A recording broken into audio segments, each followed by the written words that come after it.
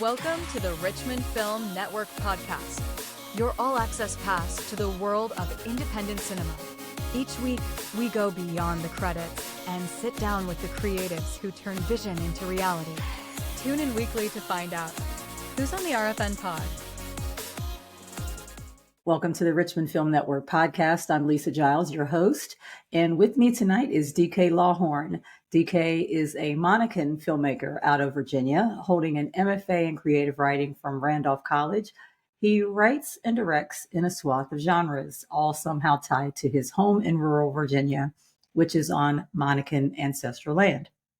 DK is with us to talk about his film Elsbeth, which will make its Richmond premiere on November 15th at 12 noon at RFN Indie Fest.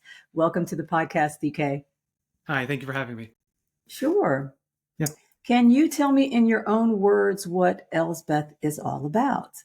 Yeah, Elsbeth is about, in the top level, I would say, about healing and community in some messed up ways, but in a way that I think is very cathartic in the end. It's about a woman who is healing and getting over an abusive relationship, and you hear the remnants of that abusive relationship throughout the entire movie. And she goes into the woods to just chop firewood and eventually runs into a coven of sorts out there that helps her move on from where she is to where she needs to be. Some of us go to the gym and work out. Some of us go into the woods and chop wood. I love it. And since you mentioned that your homeland finds its way into your stories, what can we look for in Elsbeth that reflects your homeland? It's very nature-based, the cinematography that we did in this. It's very just the Blue Ridge. One of the things, I had just started watching Terrence Malick films when I shot this. And so a lot of this film ended up being just kind of very slow, lingering shots on nature as much as it is on Elsbeth. And I think that it ties back into the idea of healing, going back to the land and kind of back to your roots as a person, which is just like, this is where we came from. We came from the land. And sometimes you got to return to it. I love that so much. Yeah. So Elsbeth began as a few bullet points in a pocket notebook under the title, The Axeman. So Yes. What was it about those early notes that stayed with you long enough to evolve into this film? I think it was the idea of having, for the most part, it being like a film centered around a singular person in a circle, basically, with a circle that is both made with the camera and that is physically shown on the ground. A lot changed from that point. The original idea was that it was going to be in black and white and going to be one stationary shot the entire time with things just cuts, just moving and stuff around around it. And then as I developed it, obviously it moved over from it being a man in the woods to a woman with Elsbeth. That was a pretty quick change in the edit that I did, just because it felt like a richer story to tell. I was getting more out of the emotional core of it than I was with a man, and I liked where that was going. And my friend Olivia, who plays Elsbeth, we had just done a play together with In Station Theater here in Lynchburg. And it seemed like a great opportunity to be like, hey, I know you've said you want to do some film work. We could do that. So this is her first film, my third one. So it was great getting to kind of like figure out doing something. It was my first one where we were in the middle of the woods with like nothing around us at all. So everything that we were running on power had to be done with multiple power packs that we had out there. So it was interesting. It was, but yeah, that was the main core of it, with it being that solo person, but slowly finding some type of kinship out in the woods, is really what carried through the entire editing process and rewriting process of the script. Now, I had also read that Elsbeth was your first screenplay. Yes. And of course, screenplays are very different from stage plays, which you also Yes. write, and from short fiction, which you also write. So what would you say, transitioning from stage plays and short fiction, what would you say was the easiest and the most difficult parts of making those transitions into that style of writing? For a lot of my writing career, I've always gotten back, both in good and bad ways, the feedback that my stories are very cinematic. So some people say I don't go too deep, don't go deep enough into the thoughts, and then other people are like, no, I can see everything that you're doing, like you're saying on the page, and I like being able to read that, and that's the stuff that I like to read too. So that was probably the easiest, being able to like put what was already in my head down on a page, word for word, and really explain it out for anyone who I might hand the script to understand.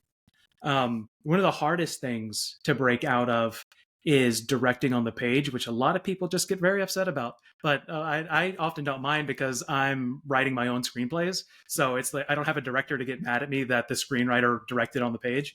I do get the people I've worked with, the camera and a couple of the assistant directors, do get a little bit mad at me if I start like putting shots down on the page. But I'm like, Martin Scorsese does that in his screenplay, so I think if he does it, I'll take his lead a little bit, and I'll write, if I have a really cool idea for how I want the camera to move, I'll still put it down.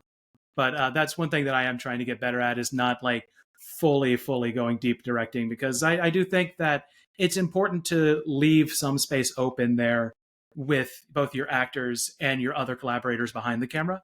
If you put too much direction down on the page, everybody will feel, even if I don't mean it, other people will feel like it's too stifled, and that's exactly how I want it to be. And I love the collaborative nature of film and acting, just theater-wise too. I love the back and forth that goes between everyone who's part of it. So I never want people to feel like I'm that type of auteur that's like, no, it has to be exactly the way I see it. And if it's not like that, we'll take it 30 times until we get it. Yeah. Yeah.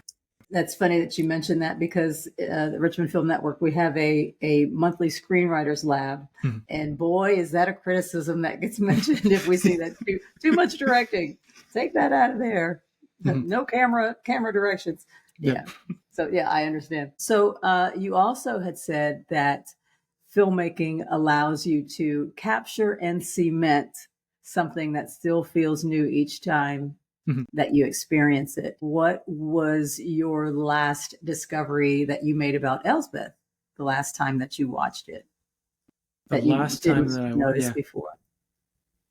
The last time that I watched it, I don't think I've watched it since it had its Virginia premiere back in March in Charlottesville. So it's been a while, and I got the thing that I noticed there, and that was the first time I was getting to watch it with a crowd. Somebody that was bigger than like 5 people in my living room. And that was exciting, because then I got to see the moments of impact that really like caught other people. That I was like, I had of course hoped as a writer and a director that those would come through, but then getting to hear people's like little gasps or little like, hell yeah, like underneath their breath when something big happens on the screen, I'm like, okay, good. It's coming through. And that made me feel great. We had some good feedback at the end of the night too, especially from a few women in the crowd, which that made me feel great, because it's a very putting like the experience of women forward a lot in this, and being a male director, I was really hoping that I'd get it right.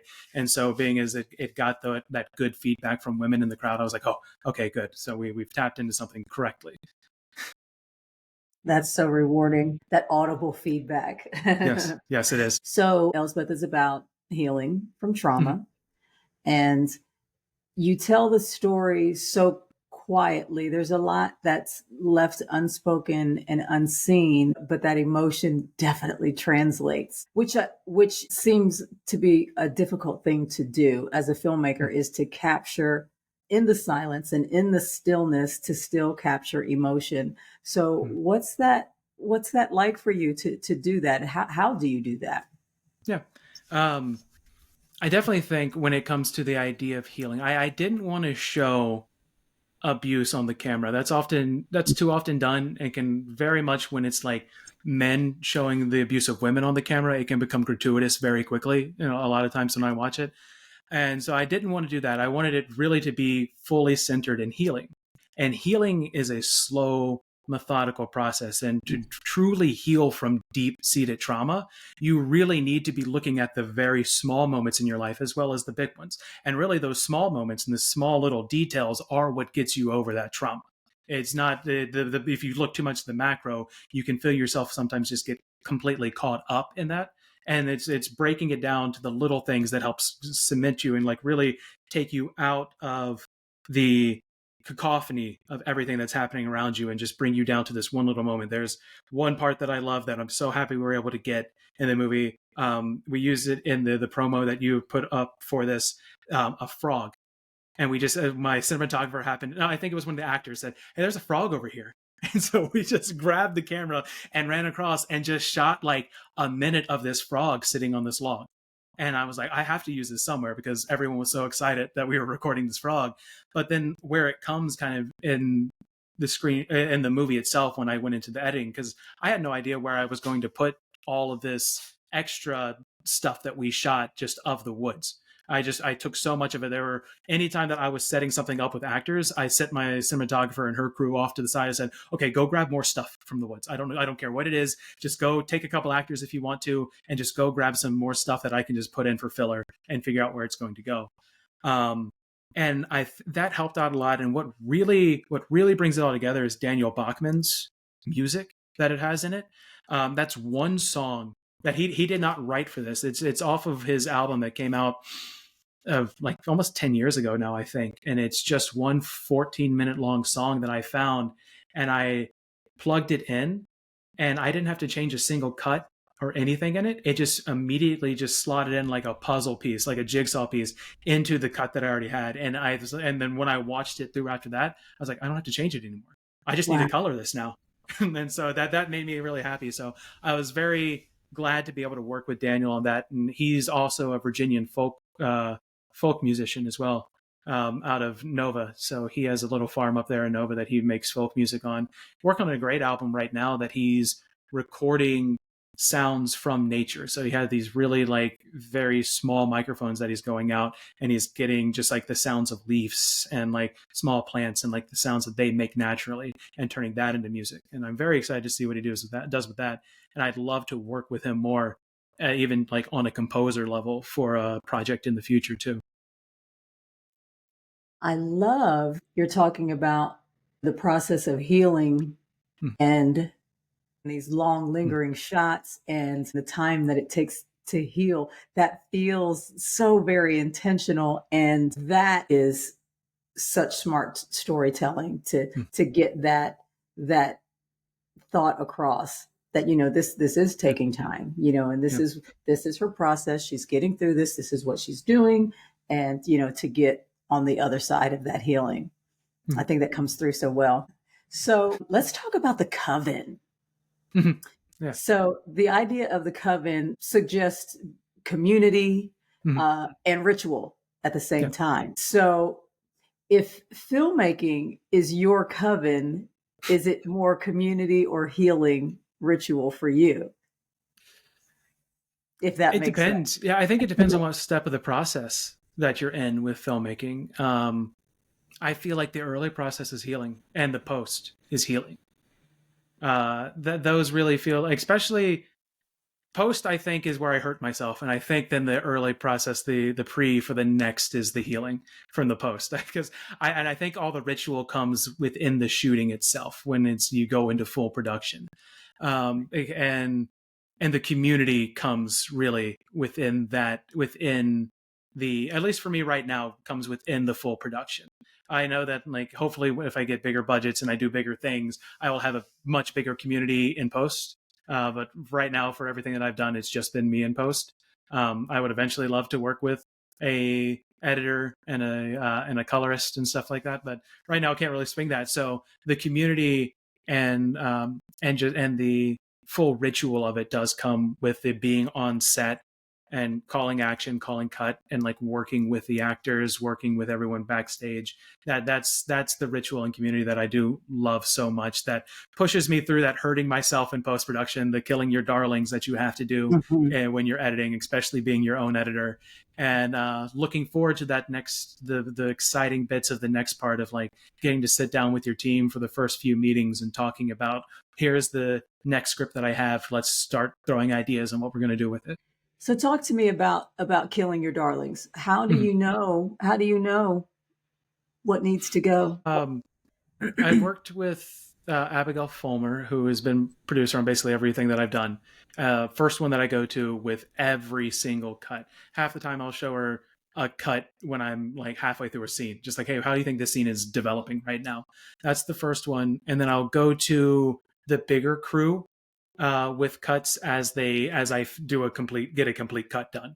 And then I'll send it out. I usually upload it to YouTube really quick as just a private link being like, hey, tell me what you guys think of this. Get it back for me. I found that I don't have too much of a problem of figuring out what it is I need to cut. I end up just hating everything that I do in editing. So it's more like I need to spare my darlings sometimes, to where it's just like, oh, no, this is working. Not everything's bad, because yeah, you sit down and you have to have such a self-critical eye in being your own editor that it becomes almost a little dangerous, that you can just start being far too critical on yourself. And I don't think that's something that people talk about a lot when it comes to editing your work, either when it's your like a writer or when it's editing film work. It's you can become too harsh on yourself. There are so many directors that talk about the fact that they never go back and watch their films again after they come out, just because all they can see are the little mistakes or the little things that they would do different. And that's very true for me. And it gets hard when you're like in a 2-month long editing process for a 10-minute long short film, and you're down there like, I would do all of this differently now, and it's only been 2 months since I shot it. And so that's where it comes for me, is figuring out like which darlings to spare. It almost becomes a little bit of a harder thing. And at that point, it's just really trusting the people that you send it to, who are telling you that it's working. I have one film showing in the Lynchburg Film Festival, and it's called Marvin's Gardens, and it's my first time doing like a comedy. There's no horror parts of it at all. It has still some like metaphysical weirdness to it, but it's comedic, and there's no blood, there's no jump scares, there's nothing that's supposed to invoke fear at any point in it. And by the time I got done editing it, I was like, I think this is just, I don't know what I did here, and I don't think it's good. And then I sent it out to everyone that was on the crew, and they all came back to me like, this is hilarious, great job. And I was like, oh, okay, I'm never going to be able to watch it again because I don't think I like it, but you guys like it. And everyone that I've shown it, then since I've gotten a final cut of it now, and I've shown bigger circles at some of just close friends and everything, and they've all come back with the same type of like good feedback on it. That one really showed me there that I was like, okay, I became far too harsh on myself with this one. And that's the next step, I think, as a creative, is figuring out how to give yourself grace on some of the stuff, that realizing that everybody makes mistakes. All your favorite directors, all your favorite filmmakers and writers, they all have done stuff that they wish that they would have done differently, but they still became your favorite director or writer. So you trust the process, and trust your own creativity. So I've seen the words surrealist and avant-garde used to describe Elsbeth, and you have cited David Lynch as an influence. So what do those terms surrealist and avant-garde mean to you, and how they're displayed in Elsbeth? Yeah. Surrealist more than avant-garde, because avant-garde just always means, that one, whenever people start throwing French in there, and I'm almost fluent in French, but whenever somebody starts like throwing the French in there, I'm like, okay, we're being a little too pretentious. Like, let's calm down a little bit. But surrealism, it's taking reality and then just ramping it up to the next level beyond the next level, because you'll have like hyperrealism, then I think you have surrealism. You're going over top of, you're trying to tell something that is super real, the idea of trauma and getting over trauma. Everyone in their life has had some type of trauma that they've needed to get over. It's just a part of being human. You're never going to escape that. And so the idea of like taking that universal idea, focusing it on one small subject, and then just ratcheting it up until it's left reality while still remaining grounded in that universal reality. And I think that's what surrealism does. That's what David Lynch always did really well. All of his movies, it has that good center point, that focal point that shows like what he had tapped into in the human condition. And then he just gave it his own spin. And his spin was super weird, sometimes very disturbing.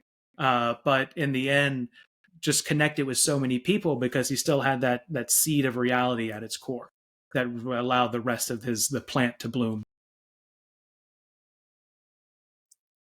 So you had mentioned having a limited budget for this. And independent filmmakers tell me a lot that a lot of times that having those constraints is what drives the creativity and the artistry. Is that true for you in this project? I think it has to be. It has to be. It's the idea. It's the starving artist idea. Yeah, starving artists have put out great things, but most artists would prefer to eat than paint. Ask Van Gogh if he would have preferred to have money to actually eat rather than making the beautiful paintings he done. He always said eat.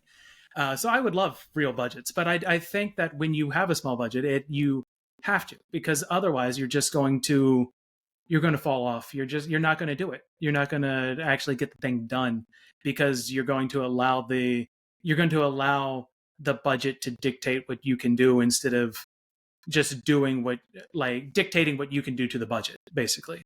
So yeah, we have fun with it. You figure out the ways to do stuff cheaply or freely. You find friends who have. I used my aunt and uncle's land as the woods that we shot on, so we didn't have to worry about somebody running us off randomly. So, but yeah, it's you're forced to work within that constraint, and it would be nice to have a bigger one, but it's you do what you do, and like when you're an artist, you don't let the fact that you don't have money stop you from making art, because no artist really ever has. And you have that deep push inside of you that you need to get this out, that you need to do this.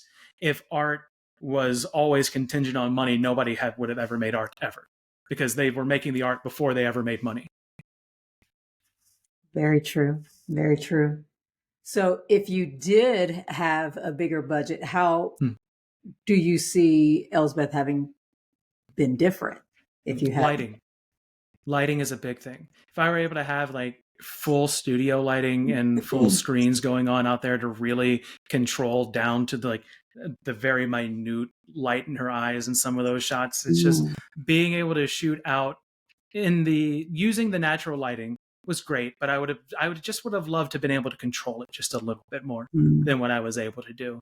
We were also shooting on a day when there was a warm front moving through, so we had clouds just rolling in and out of nowhere. So but just between shots, just the lighting was completely different. I would like to have been able to control that a little bit more. So yeah, if I had budget there, that's really where you probably would have seen that and costumes.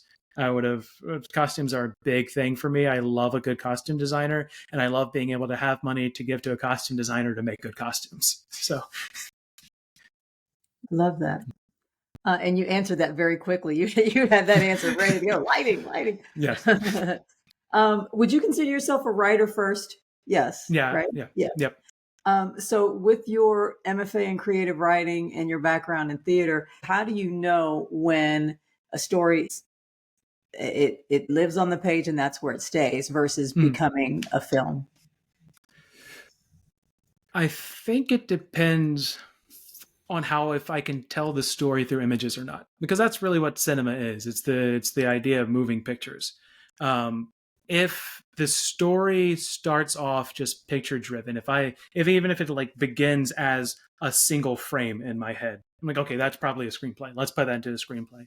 If it begins more of as an idea, I might start trying to write it as a screenplay, or I might even fully put it out into a screenplay. I just wrote one that was a Southern Gothic screenplay, a little short 15-page one that I think I might now adapt into a short story, because I liked playing around with that character, and I wanted to just dive in the page more into that character's thoughts. And that's just something that's hard to do in screenplay version unless you want to go the full Martin Scorsese voiceover route, which not many people can pull that off in a good way. And I don't think I'm skilled enough yet to pull off a full voiced over, just in somebody's thoughts the entire time story, which is funny because Elsbeth is all voiceover, but that's somebody else talking to someone with the voiceover.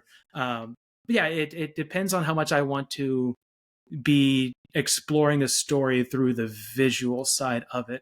I think Denis Villeneuve said one point that he knows a movie should be a movie if he can mute the entire thing and just understand it through the pictures that he's putting on screen. And so if that is what I can do when I'm thinking of the story out, I'm like, okay, this is going to be a screenplay. We're going to write this as a screenplay. Now I'll think about that every time I watch something. So talk to me about your cast and your crew. You had mentioned Olivia Green as your lead. What was it like working with her and all of the cast and your Yeah. crew? Yeah. Olivia and I met in March of 2020. We were rehearsing for the Mousetrap together, the stage play version. I forget which characters each of us were playing because we ended up not doing that because they had to cancel that for the pandemic. And then we didn't talk again for 3 years. Like, I don't even think we followed each other on Instagram or any of the socials at all. And then we came back. We were in a stage reading for In Station in 2023, the summer of 2023. And we had connected at that point, and we had a lot of fun through that one. And that's where we became closer because we actually got to do the full production. We didn't get shut down just a little bit into rehearsal. And at that point, I was just starting to play with the idea that I was like, I want to start making some movies. And I kicked off and really started just shooting as much as I can at the beginning of 2024. And I had this one written, and I had an actor in for the role of Elsbeth, but she had to drop out 2 weeks before the shoot date.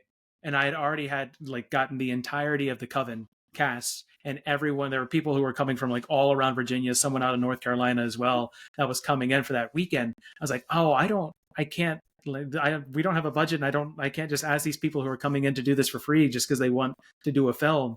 I can't tell them oh, we're going to have to postpone, and please just keep your schedules clear for when it is. Mm-hmm. So luckily I'd already talked to Olivia at this point about being part of the Coven. And so I messaged her that same day. I was like, hey, I want you to come be Elsbeth. We've lost the actor for that, and I think you could do this really well. And she did.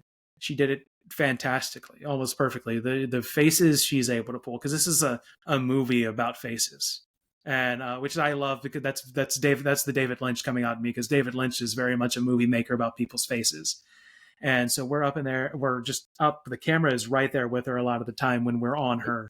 Yes. And she just, the looks that she was able to embody just captured perfectly what I'd kind of put down on the page. And then she brought a whole nother aspect to it, the way she would hold a cigarette, because I'd written all the smoking in it, and just the way she was able to hold a cigarette and the way she was able to move a cigarette. I was like, okay, yeah, this was a blessing that I had lost this actor, because she's doing it perfectly. And the rest of the cast, when it comes to the Coven, they were all great. Most of them were people that I'd already worked with in theater before. Two are people that I cast off backstage. I just put up a backstage posting being like, hey, come be a witch in the woods for a weekend.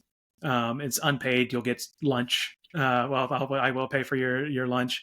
And then I had gotten a surprising, much more than I thought, of people responding to that. I was like, oh, this is nice. So we had actually a good choice with the crew, and everyone was great. Everyone had a great time. Everyone was fast friends. Most of the time, it was the first time that most of them were meeting too, even though I had met them through theater. It was just through so many different theaters that it was just, they hadn't really worked with each other before. But everyone became fast friends. My aunt and uncle liked everyone. They kind of hung out around the set just to see what was going on, and they had a fun time. The crew was great. I worked with Chandler Robinson. She ran the camera for me. She ran the camera on Marvin's Gardens, the film that we're showing at the Lynchburg Film Festival. We're doing another film next month. She's going to run the camera again for me there. And she's done great. When we ran this one, this was the first time that she'd fully run a camera for a film. She'd been on a bunch of short film sets, but nobody ever let her run the camera before. But she's been a photographer for a long time. So I was like, yes, please. This is going to be such an overwhelming thing for me, because I'm working with so many people here. I can't be behind the camera at this point. So I was very, very happy with the work she did, especially, like I said, I'd send her off into the woods, just being like, go get stuff for me while I'm doing this. And she got great stuff that obviously you get to see, all the great filler shots that she got that we ended up making into very meaningful filler. She wasn't thinking about it at the time, but just her eye on that, and then my eye in editing, was able to really turn it into something that really holds an emotional impact with some of those cuts that we have in there, I think. And and then the rest of the crew was just very instrumental for making sure that I didn't go crazy trying to like just place people and get them exactly where they want to be, because a lot of it is actors just standing very particularly in the background. And it was the first time I was working with a lot of people, and being able to balance all of that with no budget and like 3 people that are working behind the camera with you, it got tricky sometimes, but we got through it. I love that your DP is female. Not that men can't tell women-led stories, Yes. but that adds a little something special. And I love too, you're talking about the way Olivia holds the cigarette. Now I want to immediately, when we're finished with this, I'm going to watch again just so I can catch those things again. Yeah, I love that. Yeah, but it was very important for me to have a woman as the DP for this. There was the movie that came out, The Substance, a couple years ago. Absolutely loved it. Fantastic. It was telling great stories. The only critique I had of it is that I got to the end of the movie and the director of photography was a man. And I was like, this makes some of those shots that we got on her to be a little like, oh, there's a man behind that camera. I think, but you know, camera operators and stuff too. But it was that hit me, and I was like, the story that they're trying to tell about how deeply male gaze a lot of Hollywood is, and you're trying to critique that. I wish they would have had a woman behind the camera, because there are so many phenomenal women working as DPs in Hollywood now, and part of the cinematographers union and stuff like that. And it's just, or guild, I think is what they are. But I wish they would have got somebody for that. And it was very important for me. And I was glad Chandler wanted to do it. And she was so gung-ho about getting behind the camera, and has since been very gung-ho about remaining behind the camera, which she should, because she's doing very good work. Love that. So, DK, what does your directing process look like on set? What kind of director are you? I'm a very actor-forward director. I come from an acting background. That's what I did throughout my undergrad, was acting and directing focus in theater. And so it's very much sitting down with the actors and figuring out the beats that are happening there. You can write out beats in a script and hope that people get them, but it's really the director sitting down with the actors and knocking out the blocking and everything that's going on, and figuring out the mise en scène. And like, that really is where what I love about directing comes in. I haven't had the budget to have good lighting setups. I know eventually I will go insane with how I set up lighting, because I love film noir with all of my heart, and that's all lighting. And so I want to, when I go forward and I start having that, I think that'll be the extra little thing that is the second most thing that I look forward to. But really, going to set, it is getting to sit down with actors and talk to actors. That is what I truly look forward to, and I put the bulk of my directing toward. Did you have lots of rehearsals, or rehearsals in advance, or on set, or how did you do that? No, I wanted to capture so much of this. Olivia and I talked a lot about what was going on in each of the discrete sections that were in the screenplay. But otherwise, we would go on and I'd get people into place, and we would maybe do the action once. But I wanted to really capture as close as I could to the first time that this was happening. I believe deeply in the power of improvisation and finding stuff through that. And being as this wasn't a lot of spoken acting, you could just do improvisation for the first time in the camera. And so that made me excited getting to do that. And I think Olivia liked that a lot too, because it cut down on how many takes we had to do. Yeah. So Elsbeth is nearing its festival circuit run. And you had mentioned that you have another project that's starting its run. And I find that a lot of filmmakers often have lots of irons in the fire. So after Elsbeth is finished and this new one, do you have something already brewing, a new something that you're working on? I thought you might. We're planning next month to shoot a small little horror story, surrealist story.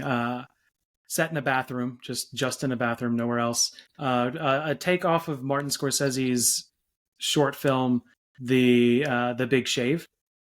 So we're doing that. I'm pretty excited about it. Chandler's coming back to run the camera for me.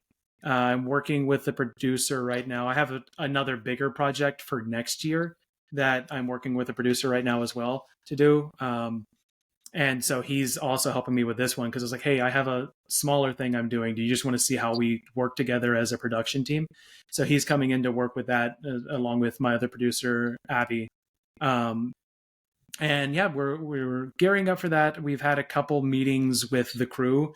We have it cast and everything. So yeah, we're hoping to do it when everybody's free at the beginning of Thanksgiving week is when we want to shoot it. So we're waiting for permits to come through for the specific bathroom I want to use. I'm intrigued. First of all, the bathroom is such a tiny space to shoot in. That's a big test that I'm doing for myself, is that I wanted to be in a confined space with the camera and see what I can do with a confined space. I'm intrigued. Yeah. So DK, this was so much fun. I am excited to see you on November 15th at Indie Fest. So tell all of our listeners and our viewers how they can keep up with your work. Yeah, of course. You can find me on Instagram, Blue Sky, and also on YouTube at just DK Lawhorn. No E at the end of Lawhorn. A lot of people like to put that there, not there. Subscribe to my YouTube channel. That is where a lot of my short films right now are ending up. I've decided to go that route instead of Vimeo, at least right now when I'm not doing too over-the-top grotesque stuff that can get me demonetized on YouTube. And so, so check it there. I do a lot of microfilm work between my bigger short film projects that I enjoy just working in the camera. So those come out there as well. And a lot of these interviews and stuff that I do, I try to post, cross-promote on my YouTube. So that's the best place. And then Blue Sky and Instagram, I post there semi-regularly. I think there's somebody who wants to be on camera. Yeah. Yeah, his name's Chadwick. What's his name? Chadwick. Yes. I have... Let me see.